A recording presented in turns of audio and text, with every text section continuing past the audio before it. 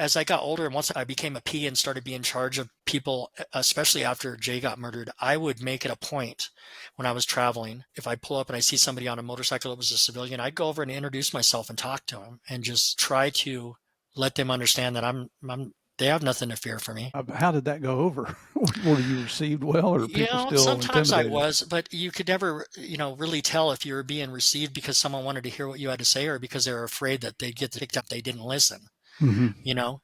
Um, it's an interesting lifestyle, and being a president of a charter, it's a very powerful position.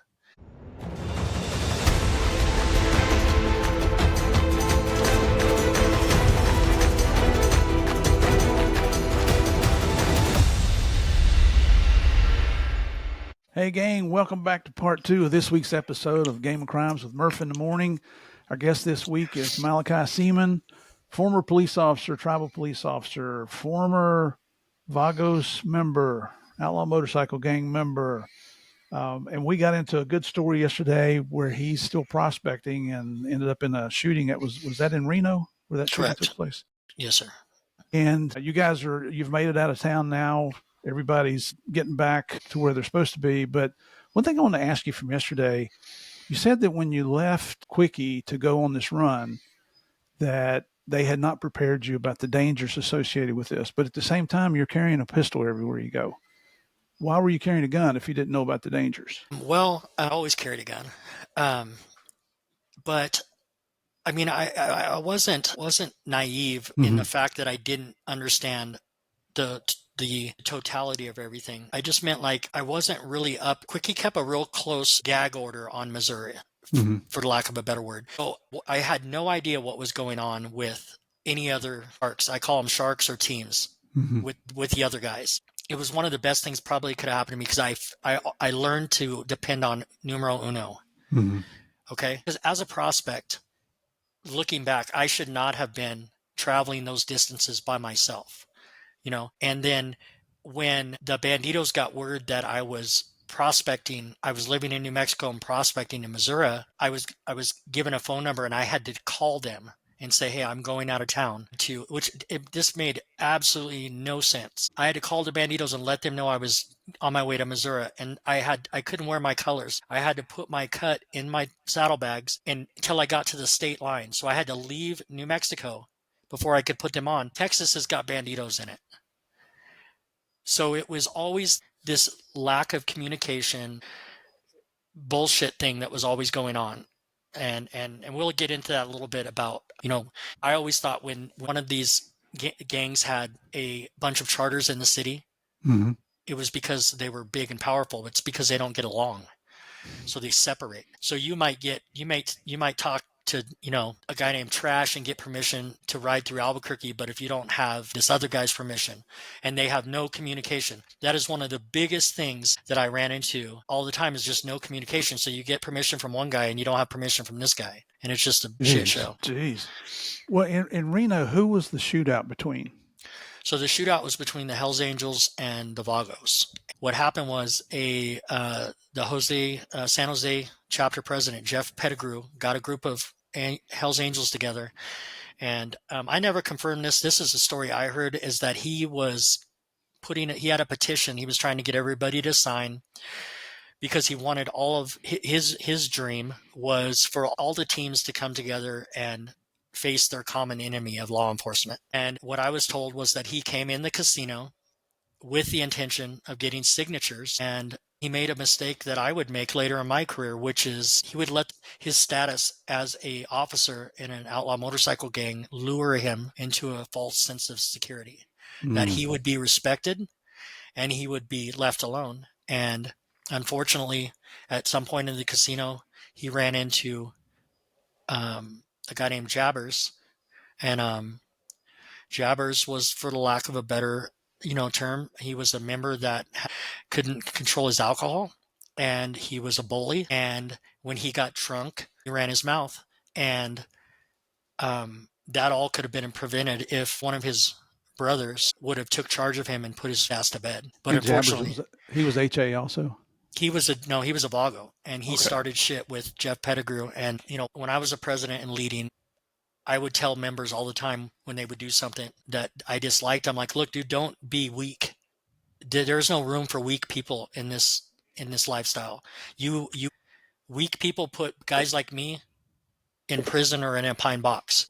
Get your shit together and move forward. But there's a lot of that went on. That situation should have never happened. You know what I mean? And and and then look what Jabbers did. I don't know if you're familiar with the situation, but he got arrested, and I know what that feels like. You get arrested, and then all of these guys that are supposed to be your brother, that are supposed to have your back, no matter what, they don't show up for you. And when that happens, it puts you in a really lonely position. And that guy, because he's a coward and he's weak, he decided that he would make friends with the other side and everything was going to be okay. Did I ever hear anything as a member, even later on, that Romeo was put up to, that it was calculated, that they construed to kill him? No, I didn't. But I understand why Jabbers did that, because he thought he was going to get out. He thought if he cooperated, he was going to get off scot-free. And they used him to get that case built and then put him in jail anyway. And then now he's a rat. He's out bad, which, I mean, that doesn't mean anything. Well, we can touch on that. Yeah, I want to ask you about that. In fact, I want to ask you right now, why does anybody want to get involved with an outlaw motorcycle gang? What's the attraction there?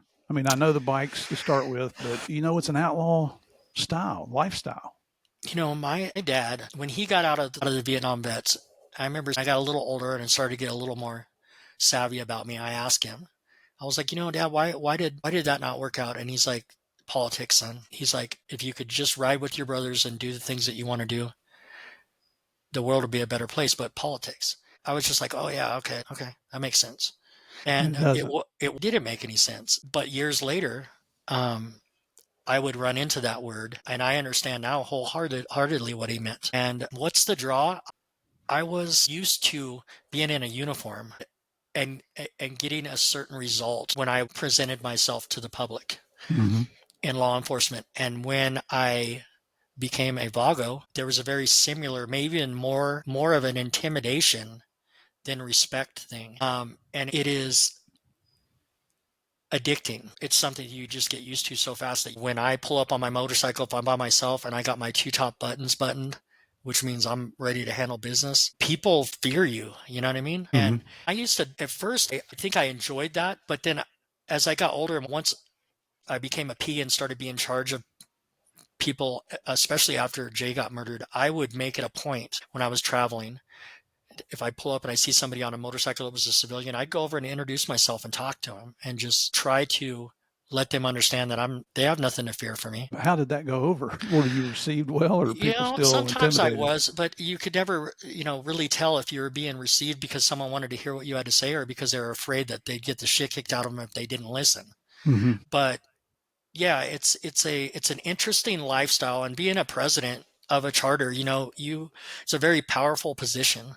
There's just, like I said, we can get more into that as we go on, but it's, it's a very powerful position that once you get used to, man, it's an addiction. You said it. I think it's, not to speak for you, but it sounds like you want to be a member of a group, and it's a group that you trust, just like your dad was with his buddies, the former Vietnam Veterans Motorcycle Club. It's still, did you not realize when you joined the Vagos that it's an outlaw motorcycle gang, that they're involved in crime, that they're involved in intimidation and thieves and thievery and narcotics and weapons and all that stuff? I understood. Like, I didn't understand the totality of everything, and those things would come to me. Those things would become second nature to me. But the things that they don't tell you about that are going to cause you more danger than anything is not the laws you're breaking, not the people that you're hurting, but your own brothers, the things that they're going to do to you. Wow. The knives that they're going to stick in your back. Yeah, that's sad to say. And unfortunately, in law enforcement, we don't have a lot of those people, but they are there. Yeah. It's all about them. So what year did you actually become a patch member of the Vagos? So 7 months after Reno, I would become a full patch member and get voted in unanimously into the Springfield Charter. And who was your sponsor? How'd you Well, know I him? had two people. I had the president that stepped down. I can't remember his name. He got in trouble. Grumpy. But Souls was more of the guy that mentored me. He was a full patch member. He was working in Missouri, but he was actually out of Nevada. One of the dudes I miss, man, to be honest with you. Another guy that got screwed over, went to prison, and he was a great man. He was a Marine Scout sniper, and they called him Souls. I was one of these naive guys, like coming up wet behind Mhm. the ears. And so I would, hey, how'd you get your nickname? And Souls is like, well, when I was in Iraq, he's like, I made up these forms. And he's like, I would take like candy bars and stuff and trade them to the kids or men or women, and they would sign that affidavit signing their soul over to me. And he was just an interesting guy. Only one night did he ever get enough liquor in him where he started telling stories. But I'll tell you what, that guy went through a lot. Jeez. Uh, Was that demonic worship he's doing by claiming their souls, or I I think it mean, was just a way for him to deal with with that, with the horrors of war, man. I mm, mean, I was never in combat. I was never, well, I was never in combat as a, uh, you know, in the military, as a, an operator, but, right? you know, the things that I've seen in my lifetime have affected me, and I've had to do things to help to deal with that. Hmm. Hmm. But I've met some of the most amazing people in this journey, people that you could never tell me. If you'd have told me 15 years ago that I'd be doing what I'm doing and that Jeff Files would be somebody that I owe my life to, I would have told you, I would have laughed in your face. So, Wow. So that was the shooting in Reno. Was that 2011? correct. Okay. And you're living in New Mexico, but you're patching in Missouri. How far is that apart? 14 hours from my shop to the doorstep of a So Quicky's house.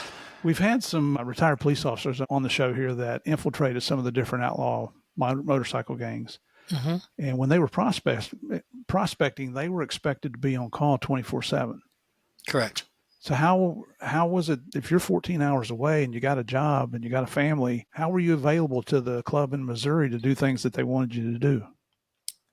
So I was only available in the times that I would go spend there. I would go spend 2 weekends a month doing that. So it wasn't overwhelming, but we had a lot of runs and stuff like that. And then we had an incident with the Galloping Goose out there. And then that regime leadership changed out there because the president at the time had Quicky's daughter on the back of the bike. And there was an ambush at an off ramp, couple gunshots, fisticuffs, and this dude took off on his bike. That yo yo yo Tomas guy I told you about left the girl there, and it was just a shit show, man. Mm. And so the next significant thing that happened after that was I went to I went to go see Dragon Man. And He's he's some located where? he's in Santa Monica Okay. because with all the stuff that's happened in the time that I prospected and patched in, all the stuff that I'm seeing going on, I got all of these guys in the charter with one guy gave a guy a 45, So basically what's happening is Quickie is playing God in Missouri. One guy, it was in our charter named Milkman. He owned a dairy farm, had to milk his cows twice a day. So he never, the entire time he was a Vago, ever left Missouri to go on any runs Mm-hmm. because he couldn't. And I'm like, what? That doesn't even make any sense. And so what I wanted to do is find out, this is what I felt like. When I patched in, I noticed a significant difference from my center patch with Loki on it and the ones that I saw in California. So I decided that I was going to throw caution to the wind and I was going to go talk to number 3 and I was going to explain to him everything that was going on with Missouri. So I went and I met this dude, and I walked in his house, and he started cutting shit off of my cut. Walked up to me face to face, started this is fake, cutting it off. And so then I started telling him what was going on.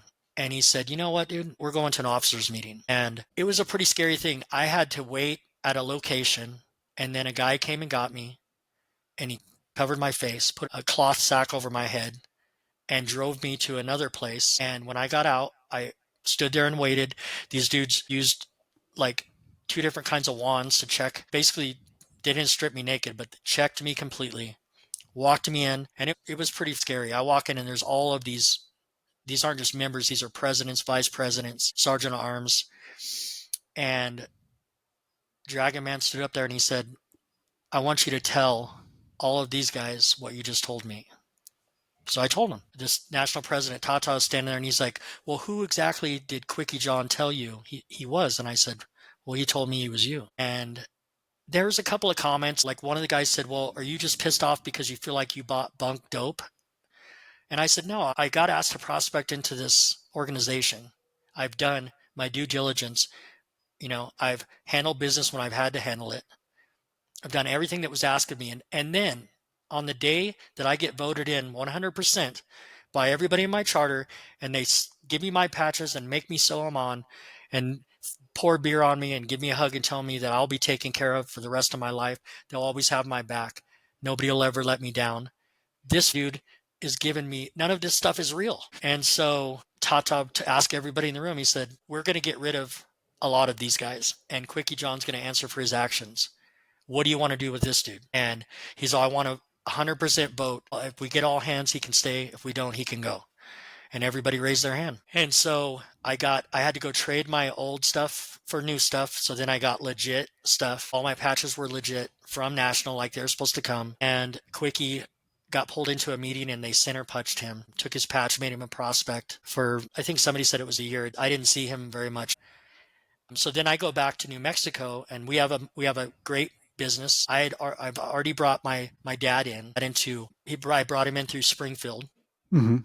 He's a patched member. So now my dad's a patch holder, yes. And then I get a call. I'm at work one day. Business is going good. I get a call from Dragon Man, and he said, I need you to stop what you're doing, and I need you to come to North Hollywood to the clubhouse. I'm like, okay. And so I think I'm trying to think. I'm probably almost a year in now, maybe 6 months as a patch holder after this last incident. So I pull up to the clubhouse, and there's nobody there. I'm like, that's odd. There's a couple of cars, a couple of bikes, but normally it's there's a North Hollywood, Lancashire Boulevard, big ass 2-story clubhouse, and I go in, it's kind of hard to see, and I get kind of snatched up as soon as I walk in. And I kind of thought somebody was trying to hug me, but then I realized that I was being restrained, that I had two on each side of me, and they stripped my cut off me, stripped me basically down to my underwear and set me in a wooden chair. And then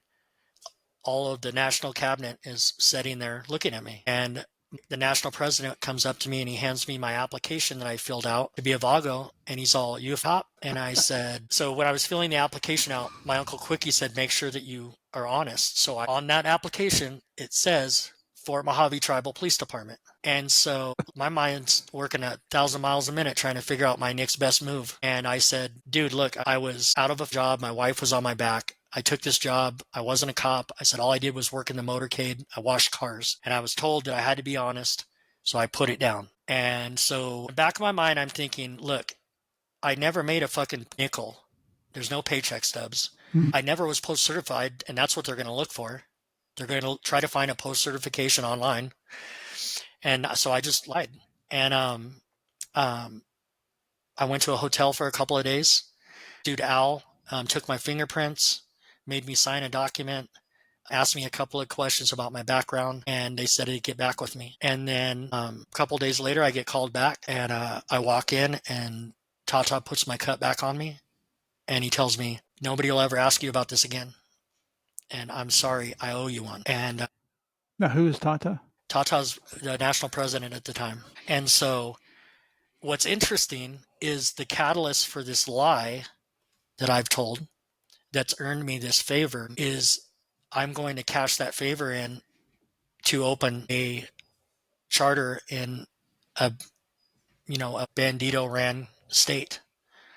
And that's ultimately going to get my brother murdered. But I was never questioned again about it. Nobody ever said anything. And I just went back to work, started doing the things that I was supposed to be doing. And then it just doesn't make any sense geographically, anything for me to be traveling 14 hours to go be a part of Springfield. And I was already done with Quickie. Tuck, who had became our new president, was just a young guy that was more into partying and anything. And it just wasn't a comfortable fit for me. Now I'm vested, both feet are in. And so I'm like, I want to get serious with this. So I had been working since I got back from the clubhouse. I'd been working on this notion that, because I had a great group of guys. I had I wanted to bring my brother Jay in. I had another set of brothers, Shannon and can't remember the other guy's name. I had a guy named David Cordova. So I think we had a dozen guys. A guy from Beach Cities had moved out to be with his mom in California, and so I had him. So we had enough guys to make a charter. So then I went and got in front of National again, and I said, look, this is what I want to do. And I remember Tata, he was just like, do you understand what it is that you're asking for? And I told him, yeah, I understand. And I had, like, hindsight, I had no idea what I was asking for. And he didn't want to do it. They talked about doing like a four corners bottom rocker and, trying to, not step on the Bandito's toes. But I just told him if we open a charter in New Mexico, it doesn't matter if the bottom rocker says Disneyland, it's going to be on, And so I told him, you owe me one. So you have to give this to me. You called him out in front of everybody? Well, it's just him and I, but he understood. And he said, okay, so a few months later, I wanted to prospect a few of the guys and patch in the rest of the guys. But National made the decision. They invited us to Las Vegas. We went to the Buffalo Chips Casino, and I walked in with all my guys. They looked at everybody. I turned in everybody's paperwork, and Bigfoot handed me a bunch of New Mexico bottom rockers. And they gave us their blessing. Quickie John got in trouble at that one. That was the one where, they took his shit. So he was mad at me. Mm-hmm. And then it was crazy because he was trying to introduce me to this guy that wanted to be a prospect. And I recognized the dude. I was like, where do I know that dude from? And then I would go back and see him on Gangland. And he was a former Mongol that had turned state's evidence. And so this dude was just, like I said, a used car salesman, and I'll probably say that a few more times, but we get blessed with this charter and we're sent back. We have a big party. So now I've got a complete charter. My brother's my sergeant at arms. I make this guy Bull my VP, and I've never been a P before. I've been a patch holder less than a year. Now I'm president of this charter. Ben Tito ran territory. And so I just pretty much sat down with my dad, the whole charter, and I'm like, this is what's going on. Nobody goes anywhere by themselves. This is what I want done. We're all working in the shop. I had a guy named Sammy that had been a nomad that we brought into the charter. And so we just get back to New Mexico and start business as usual. And we're flying every day and making sure that we're out there seeing. My first face-to-face with the Banditos was a gunfight, and it never got any better from there. There was never any casual encounters. There was never any, hey, let's sit down and, whatever. It was just, I got a gun stuck in my face. So my first few years in the Vagos, prior to Jay being killed, I was sober. Everybody in my charter was sober. We all wore our 13 upside down. 13 lets people know that you party. That stands for the 13th letter of the alphabet, which is an M. So if I have a 13 on, people know that I smoke meth or I smoke marijuana. So we wore those upside down, which pissed a lot of people off, but that was my rule. No drinking, no partying. Like, we all stick together and we're going to make this work. We're going to build this and make it work. Mm-hmm. And so we've had this charter open for about 4 months now, and I go to chair a meeting at this AA club, and it's one way to get in there, one way out. And me and my dad ride wearing our colors, and my mother follows us in the car with my wife, my daughter Janessa, and my brother Japheth. And when we got there, we got inside, and I started situating the meeting, and I saw a guy with the Bandito support shirt get up and walk outside. And so I told Jay, who was my sergeant at arms, I said, hey, go tune that dude up and get rid of him. I don't want him here. And so my brother went out there and took his phone, thumped him, sent him on his way. And then he came back in and he's like, we need to leave. He's like, he was on his phone when I got out there before I got his phone from him. I said, okay. And so we left. We went and got on our bikes and we started pulling out. And this white truck is coming down the road. And I thought it was this kid, Bobby, that I knew. So I stopped, got off my bike and walked. They kind of turned in front of me. I walked up to the truck and realized there was two full patch Banditos in this pickup truck. And the guy, before I can say anything, the dude just pulls out a Glock and just sticks it right in my eye socket. And I'm carrying a Glock 40 caliber and a drop down holster on my left side because I'm a southpaw. And I just remember thinking, well, it's a short career, bro. And I know my family's behind me, so I'm like, I'm gonna yank this pistol out and get a couple rounds off, see if I can buy them some time. And so I quick drawed and stuck my gun right in his face, and then realized that he wasn't a shooter. His eyes got about this big, and he just punched the fucking pedal to the metal on the truck and took off. Well, about that time, my brother Jay saw what was going on, and he stepped out right in front of this fucking... Mm-hmm. And all I can think of is, he's dead. They're going to hit him. So I started unloading into the cab of the truck. And then somehow Jay got out of the way enough to where the truck just caught the end of him and spun him around. He always carried a set of 45s under his arm, so he pulled them out, and we just lit those guys up. And then I turn around and look, and my old man's sitting on his bike smoking a cigarette the whole time. And I'm like, what are you doing? And he's like, you look like you guys had it under control, man. So I said, let's get on the freeway and go to the shop. So we went to the shop. Now, what is your wife and mom doing with all this is going on? Just crapping their pants? Probably, man. So we raced back to the shop. Quickie John, the used car salesman, was there in a motorhome visiting with Sammy and Mikey were the other guys there. And I pulled up and I said, lock the shop down. I called all the members to the shop and put a couple of guys on the roof with AKs, barricaded the doors, put all the girls in a car with one guy and sent them out of town, and waited for the banditos to come and kill us. And nothing happened. The next morning, gang task force shows up in force. They knock on the door and ask me for me by name. So I went to the door and I said, what's up? And they said, look, Malachi, we have witnesses. We know what happened. We understand that you're a victim, but you need to tell us what's going on. You need to come down to the station and cooperate. You need to help us defuse the situation before it gets out of control, before somebody gets hurt. And I just told them, look, I'm in fear for my life and we are going to defend ourselves, but I don't have anything to say. And probably another month goes by. And then one of my guys, Shannon, breaks protocol and he leaves his house by himself. And bandits are watching him, and they catch him at a gas station, and they beat him really good. They took his bike. They didn't get his cut. He took off, and he was only a mile or so from the shop, so he showed up at the shop all beat up. And then his bike was out of gas while he pulled in the gas station, so we found the bike a couple of blocks from the gas station. That was the first time I had to discipline somebody, and so he got the rest of the shit beat out of him and took all of his stuff. I took his bike, took his cut, sent him down the road. And it was difficult because his brother was still in, and I just told him, look, dude, this is not a game. This isn't a play lifestyle. These guys mean business, and we will do okay if everybody listens to what I'm trying to say. Follow the rules that I put down. And then we just continue to do what we were doing. We were having a really good year with the shop. We'd already sold a couple of custom bikes, and the gang task force was really close. They were on the shop a lot. I remember one day a couple of banditos came up in plain clothes, like acting like they were going to buy some motorcycles, and kind of got a little closer than they should have. But then the task force was watching them and they showed up. Like they got out and separated us. And then my brother actually picked up a case right before he got murdered because we were on such a high alert there at the shop trying to run a business and watch out for that other team. And it didn't make any sense. Some type of an officer, I don't know what agency he worked for. He wasn't a beat cop though. He was like for something. Instead of calling down and talking to gang task force in Albuquerque and getting our information, our address, he decided to drive from Santa Fe in an unmarked Grand Prix with tinted windows. And so he came to the shop, and I was inside the shop, but I saw him drive by, and my brother was outside. But then when he came back by, my brother pulled his firearm out. He was also left-handed, pulled out his firearm and kind of kept it by his side. And the guy called for backup and had my brother arrested for aggravated assault with a deadly weapon.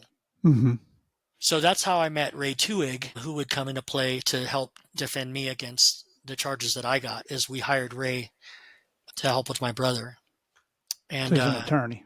Yeah, he's a really good attorney. And then, then August 4th, 2013, Charter's 8 months old. My brother's been in the Vagos for 8 months. I got a call a couple of days before. This was a Sunday, but I think Friday and Saturday I got a call from the dude Epi saying that he was doing this fundraiser and if we were going to come and visit. And then I didn't answer the phone on the particular Sunday, but it was another call asking if we were coming. I had guys in the Charter that day doing different things, some doing family things, and a couple guys doing some business for me. So the only people that were available were myself, my brother Japheth, and a regular member named David Cordova. So I rode down. I was actually backing out of my driveway. And so just to give you the idea of how I left my house on a normal day, or how I would be at the shop working, is I would have 3 extra magazines of 40 caliber ammo, my 40 caliber pistol in a drop down holster, a level 3 bulletproof vest, and then my cut over it. And that's how we walked around that city. Jeez. This Sunday morning, I was backing out of my driveway. The garage door was closing, and someone stopped the door, and it started opening. And my little girl, Janessa, she came out, and she was holding up my bulletproof vest. And she was like, "Daddy, are you going to wear this?" So I stopped and got off my bike and took my cut off and put it on, put my cut back on, gave her a kiss, and rode down to the shop. And just a lot of things, man, that day. Like, we all got together. I kissed my mom and dad. I said, where Epi's motorcycle shop was on 4th and Manal, and our shop was on 1st and Manal.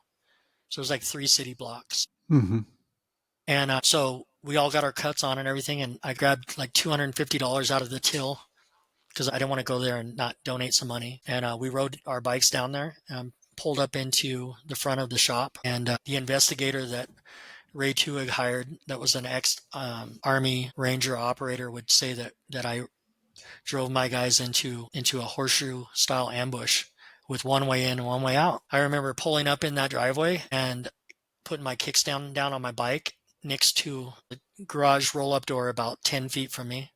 And as I'm getting off my motorcycle, that garage door rolls up and a guy comes flying out of there with a 8-foot 2x4 that had been cut in half, so about 4 feet of 2x4, Mm-hmm.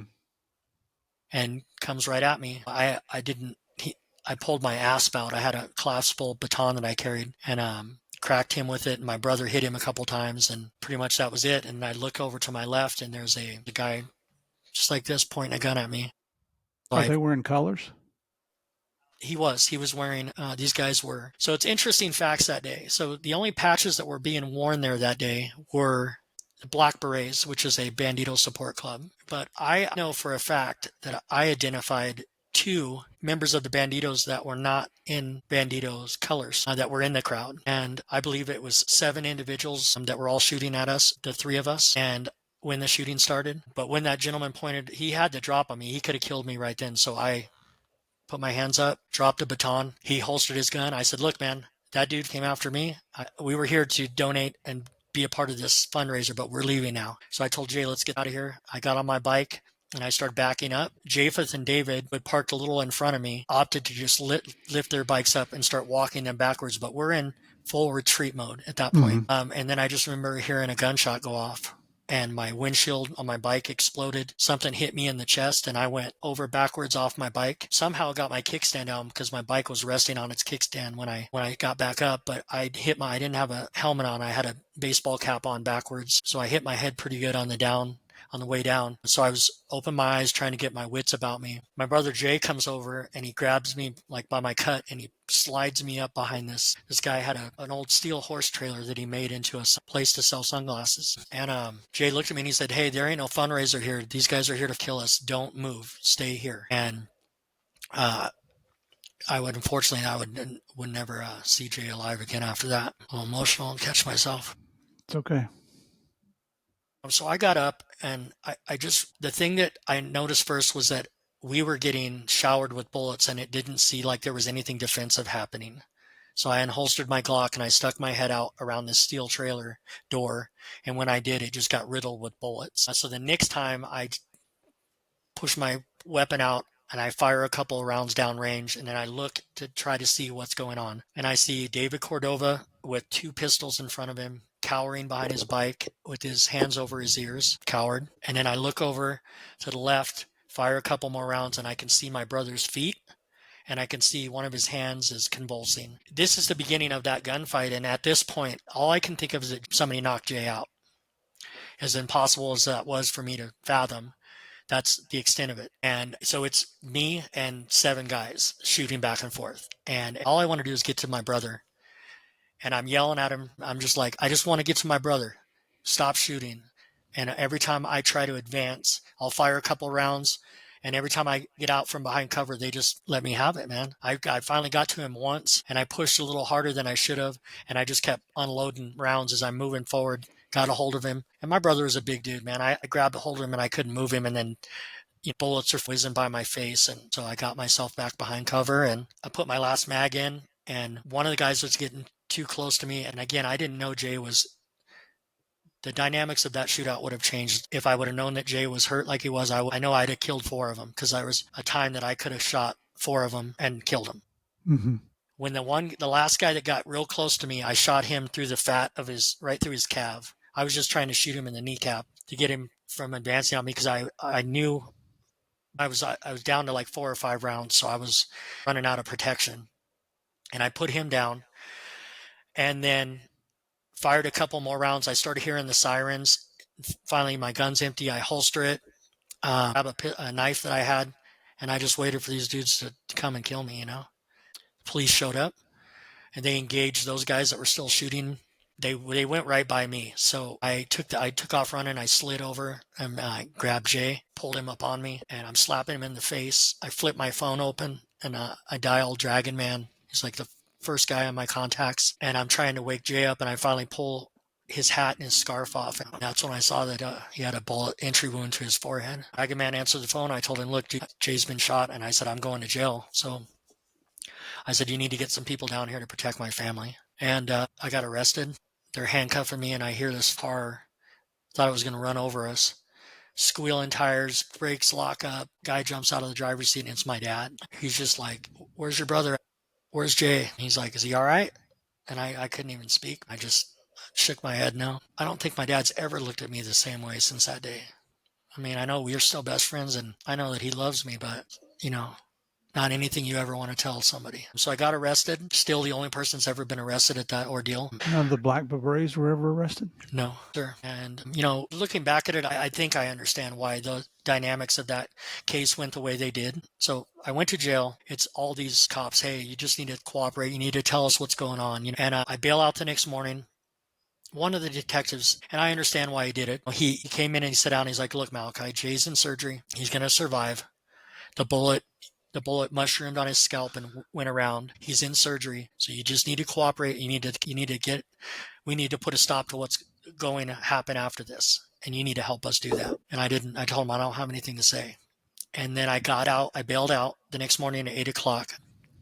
Walked out to the Sallyport thing, and my dad, I saw there was a big Suburban there, a bunch of people in it. And I ran up to the truck and I opened the door and I looked and I said, why are all of you in this car? Why aren't you at the hospital with my brother? Why are you here? To pick me up? I said, is Jay okay? And my dad was like, he's gone. And the hardest thing in the world I've ever had to deal with, I know I screamed, I'll never forgive myself or something along those lines. And I went home and tried to console my parents, made a few phone calls, and then my lawyer showed up and he said, you got a court date at 11:00. And I was like, I just got out of jail, bro. And he's like, we got to go.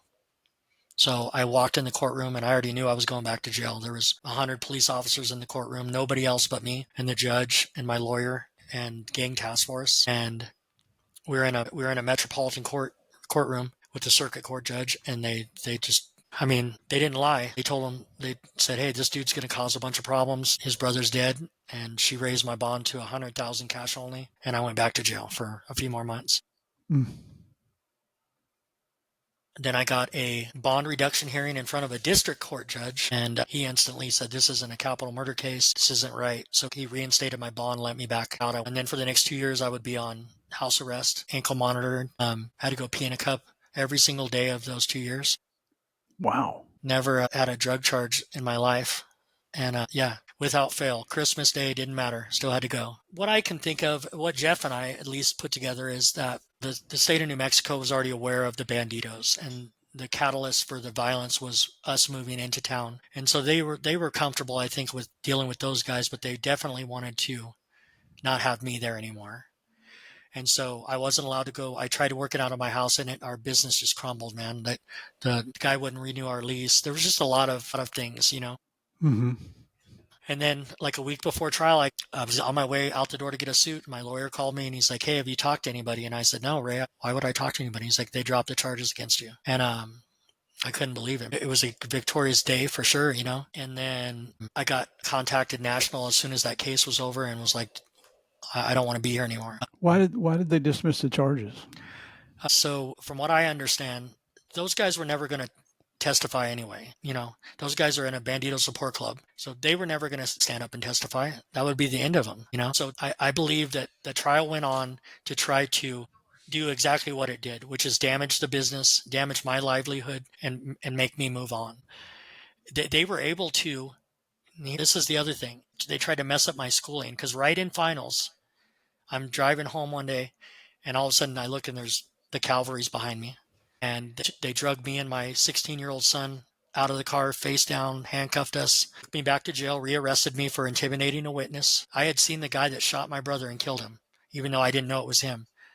And he threatened me through my window when I had my 1-year-old son in the back. And I drove home immediately, called my lawyer and told him what happened. And this guy went to the detectives instead of calling 911 if I had threatened him, like what a normal person would do. This guy went to the detective. They wrote out a warrant and arrested me during my finals week. And my attorney ripped him a new one for the way that they handled it. The judge dismissed the charges, but then the detective stood up and told me that they had forensically matched the bullet that killed my brother to the gun and the guy, and that he wasn't being charged, that it was self-defense. And so I believe that all happened because they wanted me in custody when that news was explained to me. Regardless, I reach out to National and I tell them, look, what's going on? What's my next move? And they said, we're opening up Arkansas and Oklahoma. If you want to, you can go run Arkansas. And so this was like in my class that I teach, this is where it's like you start to realize that no love, no loyalty. Because up to this point, I characterized the first half of my time with the Vagos as being ignorant, which means I was giving 100%. I was in it for the long haul, and these guys weren't loyal to me. But I would characterize the second half of my career with them as stupidity, because one-sided loyalty is called stupidity. When you're loyal to people and they're not loyal back and you continue to do it, you're stupid. But again, they didn't do jack for my family, nothing. They didn't help with any of the bills. They didn't help me with my attorney. And I can understand if I'd have been like jabbers, drunk, and kicked off some bullshit, but I was sober, stone sober. Because I tell you what, if I hadn't been, I'd be dead. I'd have put a gun in my mouth with the horrible things that I've dealt with, and that responsibility, making a decision that cost somebody that you love your life. He wasn't just Japheth. He wasn't just Japheth Seaman. He was my best friend, my younger brother, my responsibility. And these dudes hadn't done nothing. I'm like, where are all the cuts? Like, there's plenty of banditos running around the city. Why haven't you guys done your due diligence? You owe me, So with that mentality, I moved my family to Arkansas, which would be very short-lived. I got some dope fronted to me from California so I could make some money. Kicked off a little pipeline out there and started using. I was coming back from California and got high with one of my brothers, and it was the worst thing I could have done at that point because it didn't hurt anymore. As soon as I got high, I didn't care if Selena was mad I wasn't home. I didn't care if my kids were upset, and I didn't feel responsible for Jay's murder. I didn't feel like anything. And so that catalyst, and there's a bunch of banditos out in Arkansas, so I just start kicking doors in. I just start going to bars, getting me trophies, dude, thinking that's going to make me feel better, that stomping out banditos and taking their cuts is going to, and it doesn't make me feel better. And then pretty soon, instead of my whole charter being with me, it's dwindling. So I don't really want to go into too many details out there, but that was what was going on out there. And then pretty soon it didn't matter. I'd be by myself, and it was like if you just looked like you were wearing red or gold, And I wasn't getting along because what they did is they opened Catoosa, Oklahoma, and Gentry, Arkansas. So those are 45 minutes from each other. And I did not get along with another. He's just a coward, a bully, guy named Vegas Valley Dog. He was the P of that charter, and he just liked to get drunk and beat up on little people. So I'm just in this full-on rage mode. I'm trying to feel this. I'm trying to take all this stuff and stuff it down into this big hole I have in my chest, man. And I come home one day after 3 or 4 day bender. I remember my one hand was covered in blood, and I can't even figure out how long I'd been walking around like that. And the house is empty. My kids are gone. The wife's gone. The car's gone. The only thing that's in there is my shit. And I called her, and she's like, look, I'm in Arizona, and if you're not going to change, we're done. If you're not going to change, then don't even call me anymore. So it was close to my daughter's birthday, and this would be the first time I get center punched. I just pack up I don't say anything to anybody, and I go to Arizona. How many children did you have? So I have 3 sons. We adopted a third son recently. So we But I have mean, at that time, how many children did you have? 3. 3. Yeah, Okay. 2 boys and a girl. So anyways, I get down to Arizona. I get a call from Little D, a guy on my charter, and I said, "It is what it is." And so I'm trying to get things working there.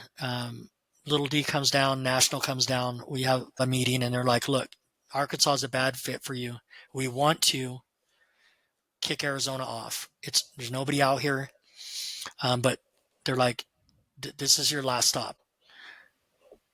You know, we've tried to open a charter here 3 times before. There's this detective out here named Jeff Files, and so we don't care how you do it, but it doesn't fail." And I said, "I understand." So I took my wherewithal and everything that I had. I became the president of that charter and started a PR mission trying to get us back in the bars. And so I'm just, going and talk to the bars, trying to set up poker runs, trying to do things. I've got a little pipeline that's starting to prosper a little bit. You know, you got California, Arizona, Nevada right there.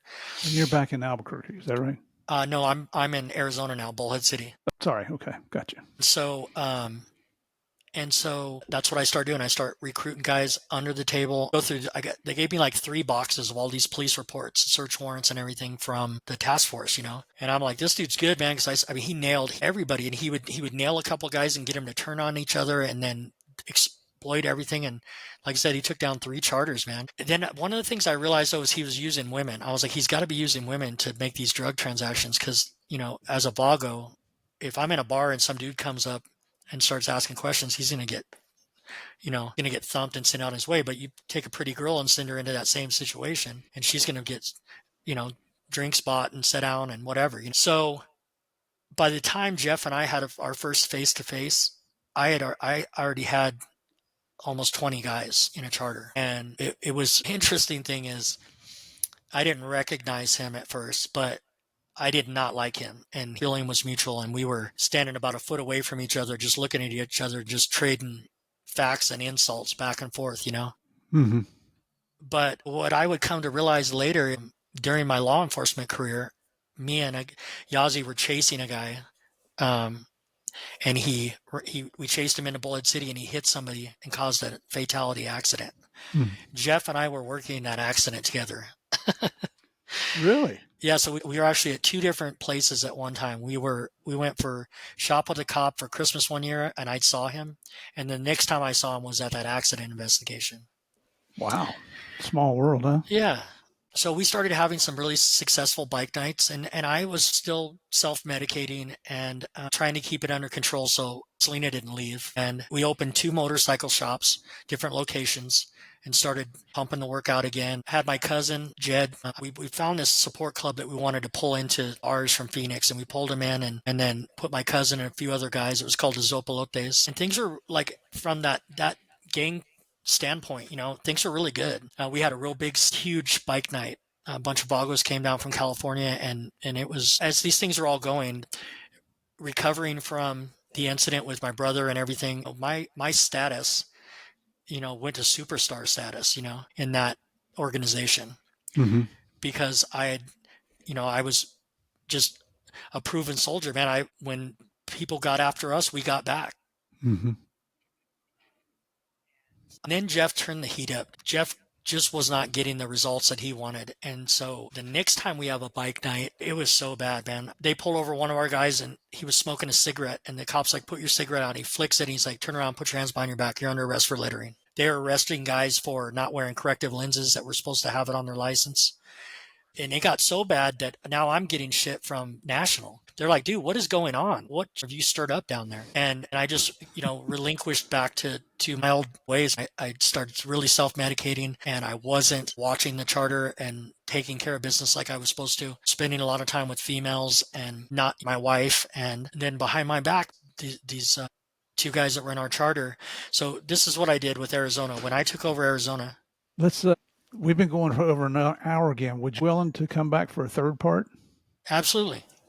So, ladies and gentlemen, obviously I just surprised him with this, but I wanted to leave this on a cliffhanger with you, because I want you to come back and listen. I've got so many more questions for Malachi here, and we didn't plan on doing a third episode, but we're just learning so much here. I think it's worth it, and he's willing to do it. So thank you for joining us again for part 2. Now you know there's going to be a part 3, and you got to come back and find out what happens after Jeff and his guys are rousing these guys up, and poor Malachi here is back in the tweaker pipe, which you don't know this, Malachi, but our number 1 rule here on Game of Crimes is kids don't do meth, because we know how bad it is, and you do too. That's right. So everybody, please come back again tomorrow. You'll hear the rest of the story, just like Paul Harvey used to say, but appreciate you coming and joining us. We look forward to seeing you tomorrow. Until then, God bless.